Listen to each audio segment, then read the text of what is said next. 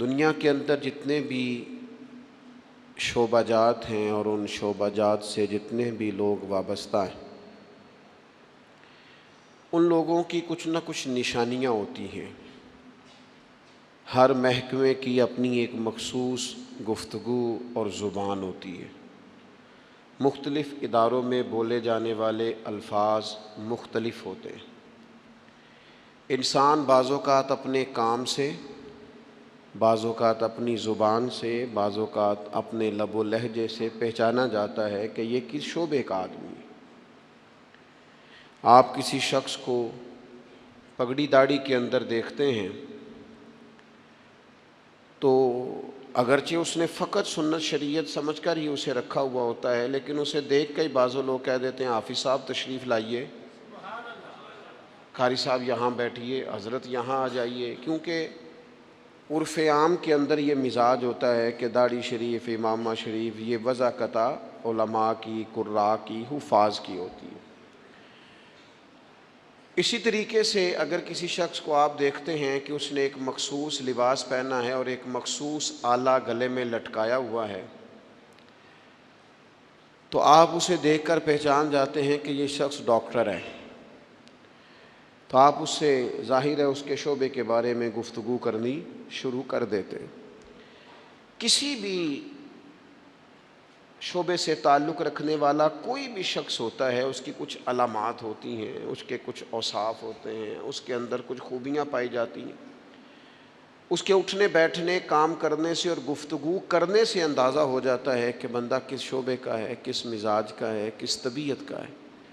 تو دنیا کے اندر اگر بہت سارے لوگ اپنے معاملات سے، گفتگو سے، آنے جانے سے پہچانے جاتے ہیں، تو بلا مثال و بلا تشبیہ سمجھانے کے لیے عرض کرتا ہوں،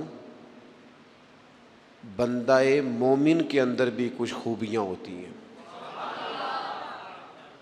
جس طرح ڈاکٹری کی ڈگری لینے کے وجہ سے وہ ایک انسان تھا، عام آدمی تھا، لیکن ڈاکٹر بننے کے بعد اس کے اندر کچھ اضافی خوبیاں آئیں گی تو اسے ڈاکٹر مانا جانا، پہچانا جائے گا۔ عالم بننے کے بعد یا کسی بھی شعبے کا کوئی بھی ماہر بننے کے بعد اس کے اندر کچھ مخصوص خوبیاں آتی ہیں تو پھر اسے اس نام سے پکارا جاتا ہے۔ یاد رکھیے گا میرے عزیز، عام بندہ، عام انسان جب مسلمان ہو جاتا ہے، جب مومن ہو جاتا ہے، کلمہ پڑھ لیتا ہے، اللہ رسول پر صدق دل سے ایمان لاتا ہے، اس کے اندر کچھ علامات پیدا ہوتی ہیں، اس کے اندر کچھ خوبیاں آتی ہیں، اس کا اٹھنا بیٹھنا، بات کرنا وہ بدل جاتا ہے۔ وہ جب کسی اچھی چیز کو دیکھتا ہے تو ماشاءاللہ کہتا ہے، سبحان اللہ کہتا ہے۔ وہ کسی چیز پر شکر ادا کرتا ہے تو الحمدللہ کہتا ہے۔ وہ جب بات چیت کرتا ہے تو اس کے لفظوں، جملوں، بات کرنے کے انداز سے محسوس کیا جا سکتا ہے کہ بندہ مسلمان ہے، مومن ہے۔ تو صاحب ایمان شخص وہ اپنی علامات سے پہچانا جائے گا، اگرچہ صبح قیامت تو یہ دیکھا جائے گا کہ اس کے اندر ایمان کتنا تھا، گہرائی کتنی تھی، لیکن روزمرہ کے معاملات کے اندر اسے خود بھی سمجھنا چاہیے، خود بھی اپنا اسے محاسبہ کرنا چاہیے کہ میرے اندر ایمانداری کتنی ہے اور میں مومن کتنا ہوں، اس بات پر اسے غور کرنا چاہیے۔ قرآن مجید کی مختلف آیات کے اندر اللہ تعالیٰ نے صاحب ایمان لوگوں کی علامات کو اور نشانیوں کو بیان فرمایا ہے۔ آپ سورہ بقرہ پڑھیں گے تو ھدی للمتقین الذین یؤمنون بالغیب ویقیمون الصلاۃ ومما رزقناہم ینفقون، یہ علامات صاحب ایمان کی بیان کی۔ سورہ مومنون کے آغاز میں اللہ تعالیٰ نے صاحب ایمان لوگوں کی علامات کو بیان کیا، مختلف جگہوں پر مختلف انداز میں۔ قرآن حکیم کے اندر صاحب ایمان لوگوں کے تذکروں کو اللہ کریم نے بیان فرمایا۔ میں نے سورہ انفال کا ایک مقام آپ کے سامنے تلاوت کیا ہے۔ ان آیات کے اندر اتر کر، ان کی گہرائی میں غور کر کے، اور ان آیات کے اندر اللہ تبارک و تعالیٰ نے جو انداز کریمانہ اپنے کلام میں اختیار فرمایا ہے، اور جس خوبصورت پیرائے میں اور جس خوبصورت ترتیب میں اور جس حسن معنوی کے ساتھ قرآن مجید نے بندہ مومن کی شانوں کو بیان فرمایا ہے، اس پہ ذرا اتر کر دیکھیں، اس کا ذرا کیف لے کر دیکھیں۔ فرمایا انما المؤمنون الذین اذا ذکر اللہ وجلت قلوبہم، فرمایا بے شک ایمان والے تو وہ لوگ ہیں جب اللہ کا ذکر کیا جاتا ہے تو ان کے دل ڈر جاتے ہیں. وجلت قلوبہم، اللہ تعالیٰ کے جلال کے ساتھ ان کے دل ڈرتے ہیں، ہیبت زدہ ہو جاتے صرف اللہ کا ذکر کر دینے سے ہی. اور قرآن مجید کا حسن دیکھیں، یہ نہیں فرمایا بندے ڈر جاتے ہیں، وجلت قلوبہم، ان کے دل ڈر جاتے ہیں، ان کے دلوں پر ہیبت طاری ہو جاتی، ڈر جاتے. وَإِذَا تُلِيَتْ عَلَيْهِمْ آيَاتُهُ زَادَتْهُمْ ایمانا، اور فرمایا جب اللہ کی آیتیں ان پر تلاوت کی جاتی ہیں تو ان کا ایمان ترقی پا جاتا ہے. اللہ کا ذکر ہو تو دل ڈر جاتے ہیں، قرآن مجید پڑھا جائے تو ایمان ترقی پذیر ہو جاتا ہے، مضبوط ہو جاتا ہے، اس کے اندر اللہ تبارک و تعالیٰ کیف میں اضافہ کر دیتا ہے. یہ صاحب ایمان آدمی کی شان ہے. اور فرمایا یہ لوگ کون ہیں؟ وَعَلَىٰ رَبِّهِمْ يَتَوَكَّلُونَ، یہ وہ لوگ ہیں جو بھروسہ اپنے رب پر کرتے ہیں، ساری امیدیں ساری آرزویں اپنے مالک سے وابستہ کرتے ہیں، ان کا سارے کا سارا اعتماد اپنے مالک کریم پر ہوتا ہے. یہ مومنوں کی شان ہے. اور پھر ارشاد فرمائے الذین یقیمون الصلاۃ ومما رزقناہم ینفقون، یہ وہ لوگ ہیں جو نماز قائم کرتے ہیں اور جو کچھ ہم نے انہیں دیا ہے اس میں سے اللہ کی راہ میں خرچ کرتے ہیں. ایک تو ان کے دل ڈر جاتے ہیں اللہ کے ذکر سے، دوسرا یہ کہ جب قرآن مجید کی آیات تلاوت کی جاتی ہیں تو ایمان ترقی پاتا ہے، تیسرا یہ کہ یہ لوگ اپنے رب پر بھروسہ کرتے ہیں، چوتھا یہ کہ نماز کو قائم کرتے ہیں. الذین یقیمون الصلاۃ، نماز قائم کرتے ہیں اپنے ظاہری اور باطنی تمام آداب کے ساتھ، نماز پابندی سے ادا کرتے ہیں. وَمِمَّا رَزَقْنَاهُمْ يُنْفِقُونَ، اور جو ہم نے ان کو دیا ہے اس میں سے خرچ کرتے ہیں ہماری راہ میں. اللہ کریم نے فرمایا یہ جو 5 علامتیں ہیں، 5، اللہ تعالیٰ کا ذکر ہو تو دل ڈر جائے، وَإِذَا تُلِيَتْ عَلَيْهِمْ آيَاتُهُ زَادَتْهُمْ ایمانا، قرآن پڑھا جائے تو ان کا ایمان ترقی پا جائے، وَعَلَىٰ رَبِّهِمْ يَتَوَكَّلُونَ، اپنے رب پر بھروسہ کریں. الذین یقیمون الصلاۃ، وہ لوگ جو نماز قائم کرنے والے ہوں، وَمِمَّا رَزَقْنَاهُمْ يُنْفِقُونَ، اور جو ہم نے انہیں دیا ہے اس میں سے ہماری راہ میں خرچ کرنے والے ہوں. فرمایا جن لوگوں کے اندر یہ 5 علامتیں پائی جائیں گی، اولئک ھم المؤمنون حقا، فرمایا یہ سچے مومن ہیں. کرتے پھریں اپنے حساب سے لوگ تشریح نکالتے پھریں کہ میرے سے اچھا مسلمان کون ہوگا، لیکن رب کا قرآن کہتا ہے اپنا محاسبہ کر کے دیکھ لو، اس کا ذکر ہو تو دل ڈرتا ہے. اپنا محاسبہ کر کے دیکھ لو، قرآن کی آیتیں پڑھی جائیں تو ایمان میں ترقی ہوتی ہے. اپنے آپ سے پوچھ لو رب پر بھروسہ کتنا ہے، اپنے آپ سے سوال کرو نماز قائم کرنے میں تمہارا معیار کیا ہے. یہ دیکھو کہ تم اللہ کے راہ میں خرچ کرنے کے معاملے میں کتنے سخی واقع ہوئے ہو. اگر یہ 5 باتیں پائی جاتی ہیں تو اولئک ھم المؤمنون حقا، میرا رب فرماتا ہے یہ وہ سچے مومن ہیں جنہیں رب سچا مومن فرماتا ہے. یہ اللہ کا فیصلہ ہے کہ اولئک ھم المؤمنون حقا، یہ سچے مومن ہیں، یہ سچے مومن ہیں، یہ سچے مومن ہیں. اللہ کہتا ہے یہ ہیں جو میں تمہیں بتا رہا ہوں، یہ ہیں میرے بندے، یہ سچے مومن. یا اللہ تو انہیں کیا دے گا، کیا عطا کرے گا جب تو کہہ رہا ہے کہ اولئک ھم المؤمنون حقا، یہ سچے. یہ قرآن مجید کا مزہ تو لو یار کتنا زیادہ ہے. یہ سچے مومن ہیں، یا اللہ تو کیا دے گا انہیں. فرمایا لہم درجات عند ربہم، ان کے درجے ان کے رب کے پاس ہیں. اس کا ایک معنی مفسرین نے یہ کیا ہے، یہ جو کہا نا لہم درجات عند ربہم، ان کے درجے ان کے رب کے پاس ہیں. مالک فرماتا ہے اس کا ایک معنی مفسرین نے یہ کیا، یہ تو تمہیں قیامت میں پتہ چلے گا کہ رب انہیں کیا کیا عطا فرمایا. لہم درجات عند ربہم، تمہیں کیا بتائیں اللہ انہیں کیا دے گا، ان کے درجے ان کے رب کے پاس ہیں. اس نے لکھ دیا ان کا اجر، طے کر دیا ان کا انعام۔ ان کے لیے مالک کریم نے اپنی رحمت سے فیصلے کر دیے کرم والے۔ ہاں تم اگر دنیاوی طور پر دیکھنا چاہو، تم اگر سمجھنا چاہو تو فرمایا وَمَغْفِرَةٌ وَرِزْقٌ کریم، ان کے درجے ہیں ان کے رب کے پاس، اور ان کے لیے بخشش ہے۔ جو خطائیں ہو گئیں بھول کے وہ اللہ معاف کر دے گا، ان کے لیے بخشش ہے۔ اور یہ مت سمجھنا کہ صرف آخرت میں ہی نتیجہ ملے گا، یہ مت سمجھنا صرف بخشش ہی ملے گی، یہ مت سمجھنا کہ صرف اخروی زندگی ہی بہتر ہوگی۔ وَرِزْقٌ کریم، فرمایا ان کے لیے عزت والی روزی ہے۔ اوئے ہوئے ہوئے، اللہ کرے آپ سمجھیں قرآن مجید کا مزہ۔ وَرِزْقٌ کریم، انہیں میں باعزت رزق عطا کروں گا، روزی بھی ملے گی پر کہیں رسوا نہیں ہونا پڑے گا، روزی ملے گی پر ذلت والی نہیں۔ وَرِزْقٌ کریم،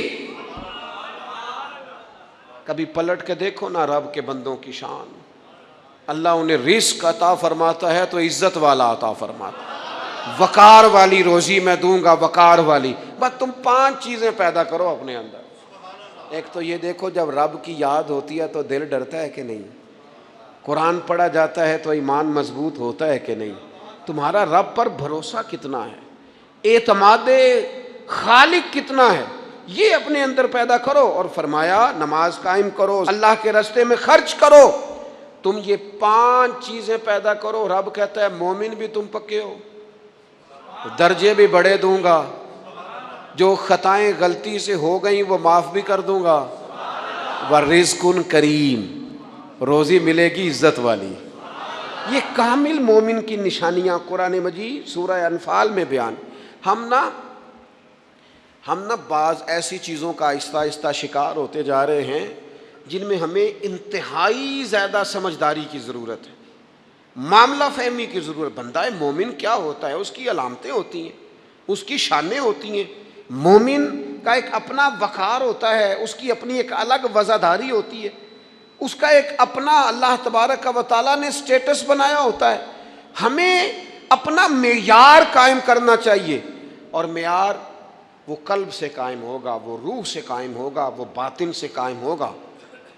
بندہ مومن کا مقام سب سے پہلے اسے خود پتہ ہونا چاہیے کہ میرا توکل کتنا مضبوط ہے، اسے خود پتہ ہونا چاہیے۔ مجھے نہیں پتا آپ میں سے فجر کس کس نے پڑھی ہے، مجھے تو اپنا پتہ ہے۔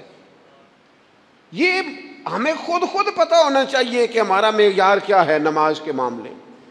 میں نہیں جانتا آپ کی جیبوں میں کتنا ہے اور آپ کتنا اللہ کی راہ میں خرچ کرتے ہیں، یہ بندے کا رب سے رشتہ ہے، یہ آپ جانے، آپ کا خدا جانے، میں جانوں، میرا رب جانے۔ اللہ کی ذات پر بھروسہ کتنا ہے، یہ لوگوں سے نہ پوچھتے پھریں، لوگوں کو نہ بتاتے پھریں، یہ تو دل کا معاملہ، اپنے آپ سے پوچھیں، اپنے آپ کو خود اپنے سامنے کھڑا کریں، اپنا حساب خود کریں، اپنے سے کبھی کبھی سوال و جواب کریں، اپنے سے گفتگو کریں۔ پر کیا کریں، ہم ساری زندگی اپنا دنیاوی معیار ہی ٹھیک کرتے رہے، اپنے پیسوں کا حساب ہی لگاتے رہے، گھر، مکان، گاڑی، سٹیٹس، آنا جانا، سلام دعا کتنی ہے۔ یہ ساری چیزیں جن لوگوں کی مضبوط ہیں، نیند ان کی کچی ہے۔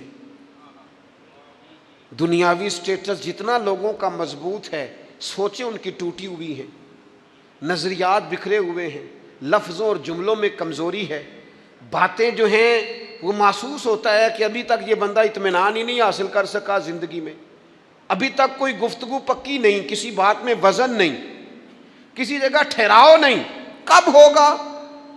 رب کہتا ہے پہلے اپنے دل سے پوچھ، یہ ادھر ادھر کی باتوں سے تو ڈرتا ہے، یہ رب سے کتنا ڈرتا ہے۔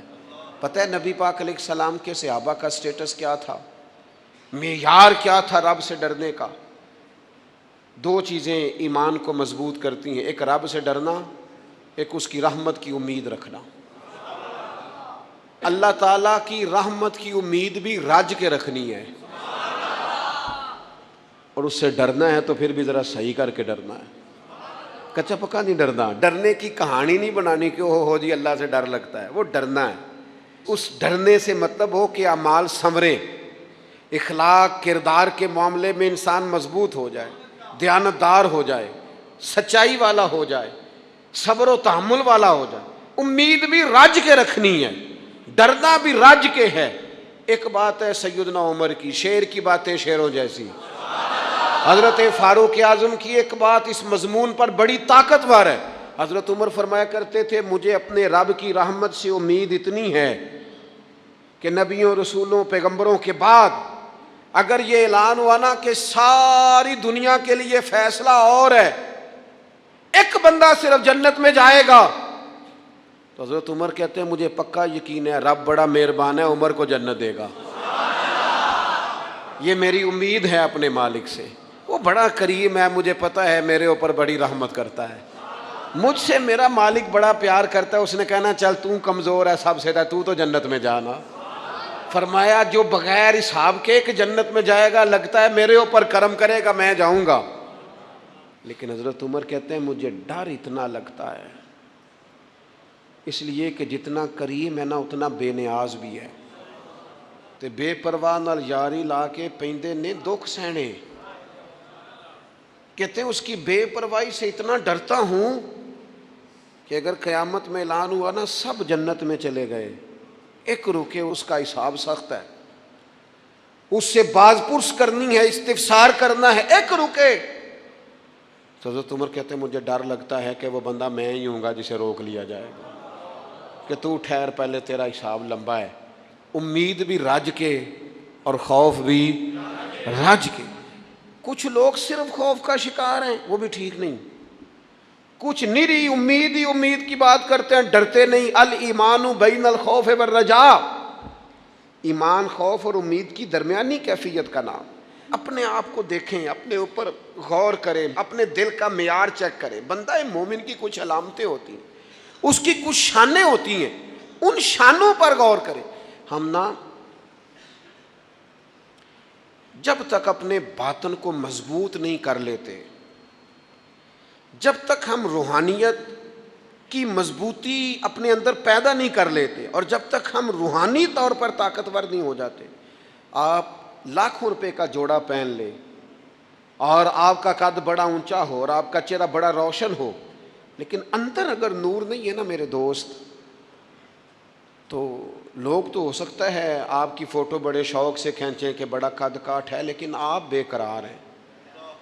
آپ کو پتہ ہے کہ اس مہنگے لباس کے اندر میرا دم گھٹ رہا ہے، آپ کو محسوس ہوتا ہے کہ اس کشادہ مکان کے اندر بھی مجھے بے قراری محسوس ہوتی، آپ اپنے اندر ایک عجیب سی تکلیف محسوس کرتے ہیں، لیکن اگر آپ کا باطن مضبوط ہو جائے، اللہ پہ بھروسہ ہو جائے، زندگی اس کی بارگاہ میں جھکنے والی ہو جائے، رسول پاک کے دروازے کی گدا بن کے بندہ جینا شروع کر دے، آپ یقین کریں سادے کپڑوں کے اندر بھی کئی دفعہ بندہ محسوس کرتا ہے یار میرا لباس تھوڑا سا سستا ہے، پر اللہ تعالیٰ نے جو مجھے ایمان عطا کیا ہے وہ سب سے زیادہ مہنگی چیز ہے، وہ سب سے زیادہ طاقتور چیز ہے۔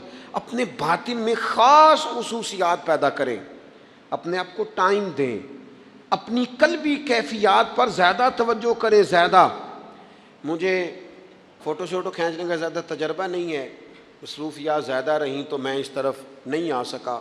تو ایک بچے نے مجھے، ایک دوست نے ایک دن بتایا کہ وہ تصویر کھینچنے کے بعد پھر اس پر کچھ کام ہوتا ہے تو فوٹو اور زیادہ سونی لگنے لگ جاتی ہے۔ اس نے بات کر دی، میں نے سن لی، وہ بات کر کے گزر گیا۔ تھوڑی دیر کے بعد مجھے کہنے لگا پریشانی ہے؟ میں نے کہا نہیں۔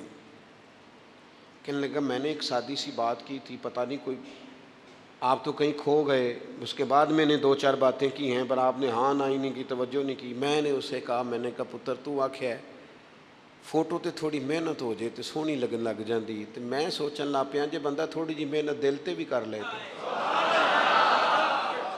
تھوڑی جی محنت نہ دل تے کریے تے جے کدے وہ سونا ہو جائے نا، پاک ہوویں تے پاک ہی ملدا ہی، تے بنا پاکوں پاک نہیں ملدا۔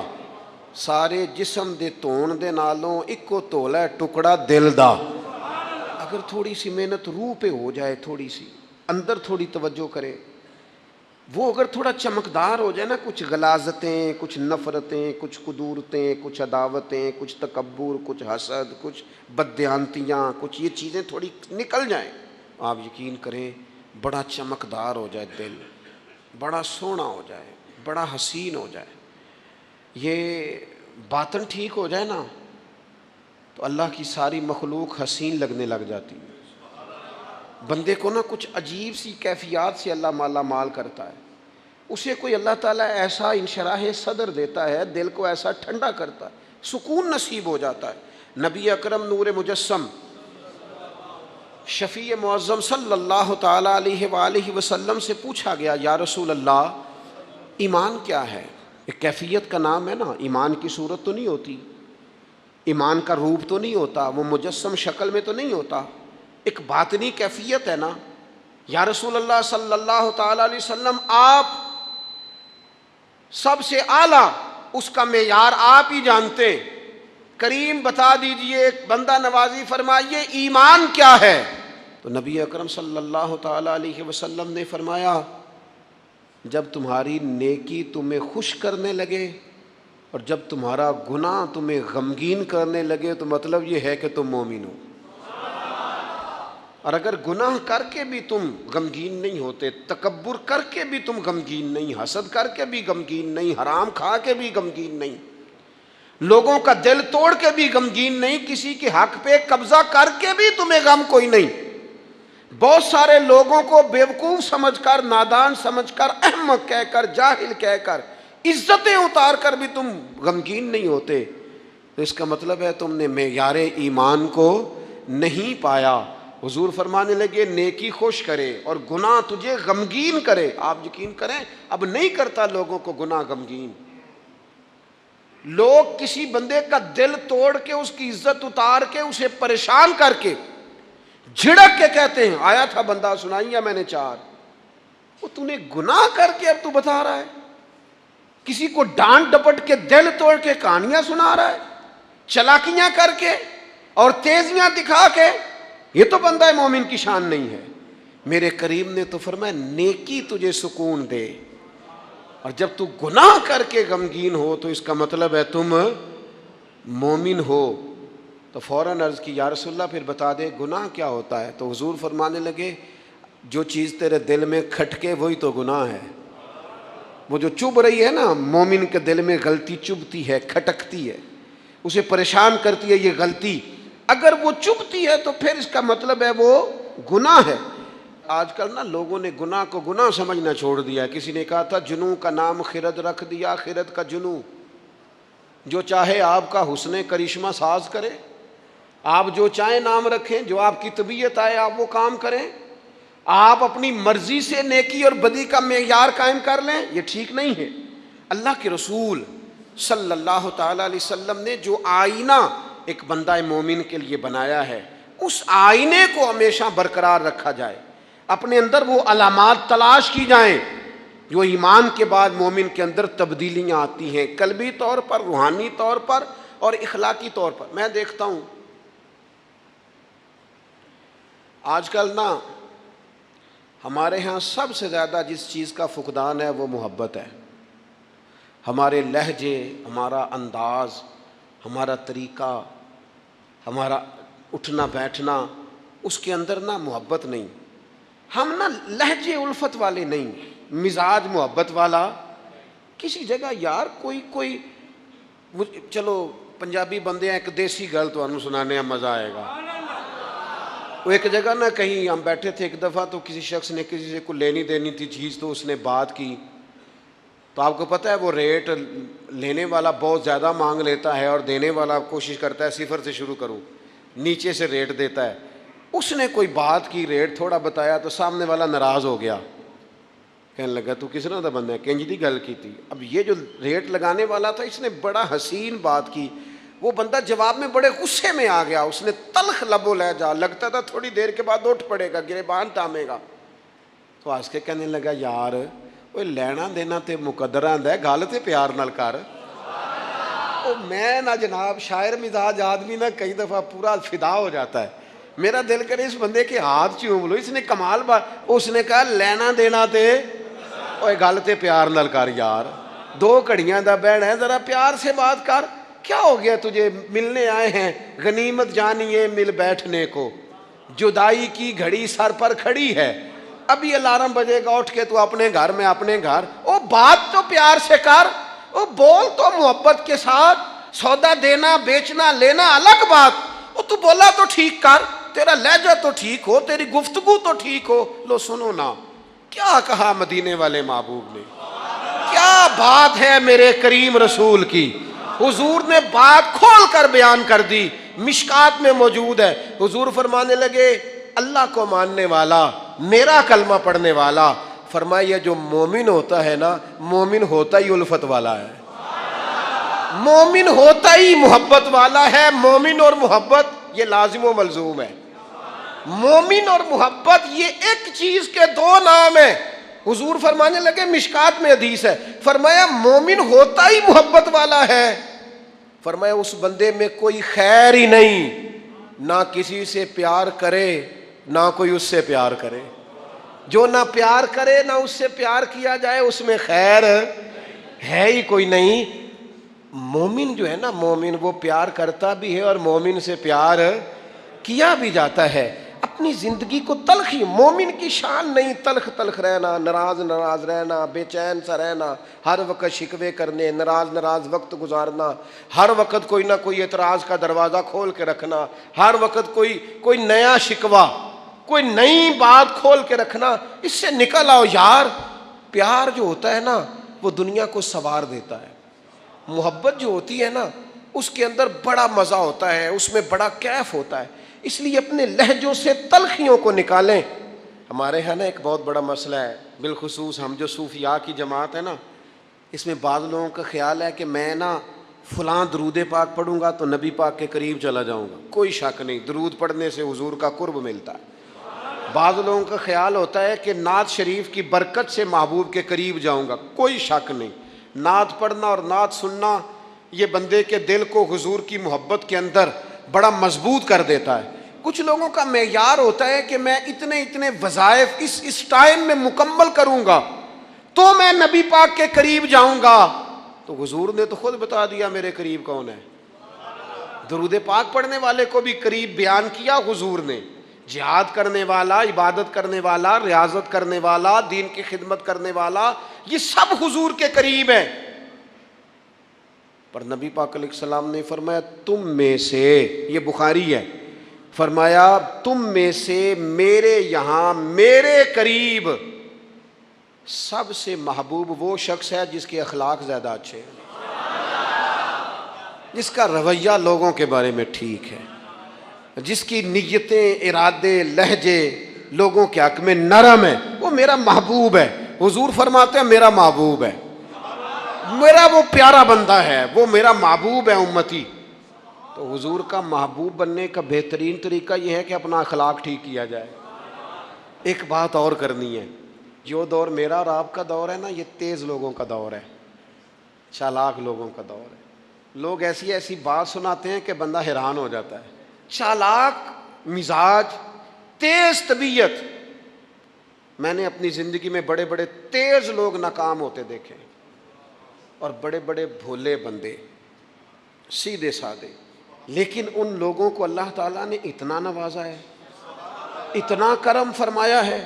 لو سنو, ترمذی ہے, نبی اکرم صلی اللہ تعالیٰ علیہ وسلم نے فرمایا جو مومن ہوتا ہے نا وہ بھولا بھالا ہوتا ہے اور شرافت والا ہوتا ہے. بلکہ ایک حدیث میں تو حضور فرماتے ہیں مومن اتنا بھولا ہوتا ہے کہ سامنے والا اسے بیوقوف سمجھنے لگ جاتا ہے, اس کا خیال ہوتا ہے اسے تو عقل ہی کوئی نہیں. مومن بھولا بھالا. اور ایک حدیث میں یہ بھی لفظ ہیں کہ جنت میں اکثر بھولے بھالے لوگ جائیں گے. یہ جو تیزیاں ہیں نا, انسان کا سمجھدار ہونا اور بات ہے, انسان کا تدبر والا ہونا, فہم و فراست والا ہونا اور بات, لیکن چلاک ہونا, مکار ہونا, شیشے میں اتارنا, لوگوں کو اپنے قابو میں کرنے کی کوشش کرنا, اس کو شریعت پسند نہیں کرتی. تو نہ بندوں کو چلاکی کر کے قابو نہ کر, محبت سے قابو کر, اخلاق سے قابو کر. تو اپنے انداز بڑی بڑی عجیب داستان سرائی کر کے لوگ دنیا کو جیتنا چاہتے ہیں، اس سے انسان کے اندر کمزوری آتی ہے۔ کچھ جگہ ایسی ہوتی ہیں جہاں تیزیاں، مجھے ایک بات میرا بڑا دل کر رہا ہے، کر لوں، ٹائم تھوڑا رہ گیا ہے۔ حضرت خواجہ معین الدین صاحب چشتی رحمۃ اللہ علیہ نا، خواجہ قطب الدین صاحب بختیار کاکی رحمۃ اللہ علیہ سے ملنے کے لیے یہاں آئے، دلی میں اپنے مرید سے ملنے۔ سب لوگوں سے ملاقات ہوئی تو ایک شخصیت ایسی تھی جن سے خواجہ صاحب کا خیال تھا ملاقات ہوگی، لیکن ملاقات نہ ہو سکی۔ خواجہ صاحب خود ملنے چلے گئے، وہ بھی کوئی دینی تعارف رکھتے تھے۔ آپ نے فرمایا ملنے کیوں نہیں آئے؟ وہ کہنے لگے کیسے ملنے آتا، یہاں میرا بڑا روب تھا، مجھے لوگ جانتے تھے، لیکن آپ نے قطب الدین کو یہاں بٹھا دیا ہے، سب لوگوں کی توجہ ہی ان کی طرف ہو گئی ہے، تو میں کیسے ملنے آتا؟ خواجہ معین الدین صاحب رحمۃ اللہ علیہ خواجہ قطب صاحب سے فرمانے لگے بیٹے کسی کا دل توڑ کے کام نہیں کیا جاتا دین کا، تو سامان باندھ چلے، تو میرے ساتھ اجمیر چل، دلی رہنا ہی نہیں۔ انہوں نے کہا حضور جو حکم ہو۔ انہوں نے سارا سامان سمیٹا، اونٹوں پہ رکھا، روانگی ہونے لگی۔ جب دلی سے باہر نکلے نا شہر سے، تو سارا شہر امڑ آیا، حتیٰ کہ بادشاہ وقت بھی منتیں کر رہا ہے، لوگ رو رہے ہیں حضور خواجہ قطب کو نہ لے کے جانا۔ اس شخص کے درد نے پورے شہر کو درد والا بنا دیا، اس کی تہجد کے وقت کی دعاؤں نے بڑے لوگوں کو مسلح پہ کھڑا کر دیا ہے۔ اس شخص کا اللہ پر بھروسہ بڑے لوگوں کو ایمان کو تقویت دیتا ہے۔ حضور مہربانی کریں نہ لے کے جائیں۔ اتنے سارے لوگ رونے لگے اور رنگ اور ہو گیا۔ تو حضرت خواجہ معین الدین صاحب فرمانے لگے پتر سامان اتارو، مصلح بچھاؤ، دلی میں رہنا ہے۔ یہ بھی ایک پیغام ہے، اسے بھی آپ نے یاد رکھنا ہے۔ تو خواجہ قطب الدین صاحب کہنے لگے حضور آپ نے فرمایا تھا کسی کا دل توڑ کے نہیں رہنا۔ فرمانے لگے اتنے سارے لوگوں کا دل ٹوٹنے سے بچاتے بچاتے کسی ایک کا ٹوٹ بھی جائے تو خیر ہے۔ اب کسی ایک کا دل بچاتے ساری دنیا کا دل توڑ دیں، اللہ کرے آپ کو اس بات کی بھی سمجھ آئے۔ ہم نا بعض اوقات کسی ایک کا دل بچاتے، ایک کا، صرف اپنا گھر بچاتے ساری دنیا توڑنے لگے ہو، صرف ایک شخص کی رضا کی خاطر ساری دنیا کو توڑ دو گے۔ ایسا نہ کرنا اپنی زندگی میں۔ یہ مت دیکھنا کہ کسی ایک دو تین بندوں کے نفع کے لیے امت کا، قوم کا، ملت کا نقصان کر دو، یہ کام کبھی نہ کرنا۔ ذاتی مفادات کو ہمیشہ چھوڑ کے قومی، دینی اور ملی مفادات کو مقدم رکھنا۔ جو لوگ قومی مفادات کی بات کرتے ہیں نا، وہ لوگ دنیا کے اندر خیر بانٹا کرتے ہیں، لیکن ہم اکا دکا چند ایک لوگوں کی خوشنودی کے لیے پوری ملتوں کو تباہ کرتے ہیں، یہ کام کبھی نہ کرنا۔ اللہ ہمیں سمجھنے کی توفیق عطا فرمائے۔